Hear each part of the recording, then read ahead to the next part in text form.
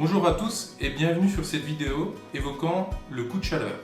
Je suis le docteur Toiteau, je suis médecin réanimateur et j'exerce au centre hospitalier de Dole en unité de soins continus. Nous allons bientôt rentrer dans l'agréable période d'été, accompagnée de son habituelle hausse des températures, qui peut être à l'origine d'une situation médicale grave, parfois mortelle, le coup de chaleur. Le but de cette vidéo est d'en comprendre son fonctionnement et ainsi de vous apprendre à vous en protéger.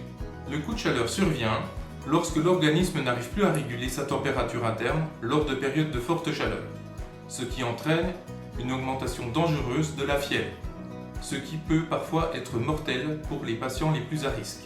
Ces personnes sont principalement les nourrissons, les personnes âgées et les patients atteints d'obésité. Leur organisme ont des difficultés à réguler leur température. Il y a également les patients souffrant de pathologies chroniques, cardiaques, rénales, le diabète, ou qui prennent certains médicaments, tels que les diurétiques par exemple. Enfin, certaines personnes peuvent avoir des difficultés à exprimer leur soif ou à accéder à une source d'eau, telles que les nourrissons ou les personnes âgées de nouveau, ou des personnes souffrant de handicap, moteur ou neurologique. Heureusement, il existe des gestes de prévention simples pour éviter le coup de chaleur. Il est conseillé de bien s'hydrater en buvant des boissons non alcoolisées régulièrement, de ne pas effectuer d'activité physique intense en plein soleil, de porter des vêtements amples et légers, de rester à l'ombre ou bien de porter un chapeau et de s'appliquer de la crème solaire. Enfin, il est important de ne pas laisser d'enfants ou de personnes fragiles dans un véhicule fermé. Je le répète, mais le coup de chaleur est une urgence médicale grave qui peut apparaître soudainement et s'aggraver rapidement. Il est donc primordial d'en reconnaître les premiers signes afin d'agir le plus rapidement possible. Les principaux signes évocateurs sont une température élevée, une peau chaude et sèche, des maux de tête, des crampes musculaires, des nausées voire des vomissements et des troubles de la vigilance allant de la confusion jusqu'à la perte de connaissance.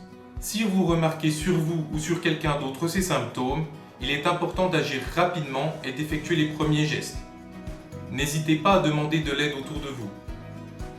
Isolez la victime en la plaçant dans un lieu frais et aéré. Hydratez-la avec de l'eau fraîche.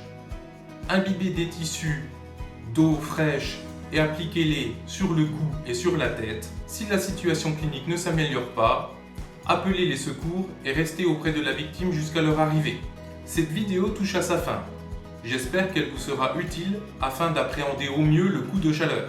N'hésitez pas à la partager avec vos proches pour les sensibiliser à cette situation médicale qui, je le rappelle une dernière fois, peut être grave, voire mortelle. Il est donc important de savoir reconnaître le coup de chaleur lorsqu'il se présente, de s'en protéger et de pouvoir agir rapidement.